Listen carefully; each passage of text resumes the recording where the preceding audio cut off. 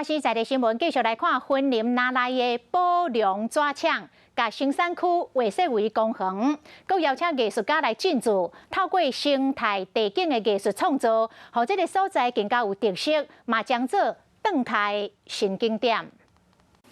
云林县拿来乡宝龙纸厂，伫日本时代是拿来整个行政中心，因为产业结构的变化，伫1996年停产，2010年经过宝龙公司重新规划后，除了设置公园用地，更加保留厂房的建筑、水塔、纸浆槽等等设施，让民众来运动加翕相。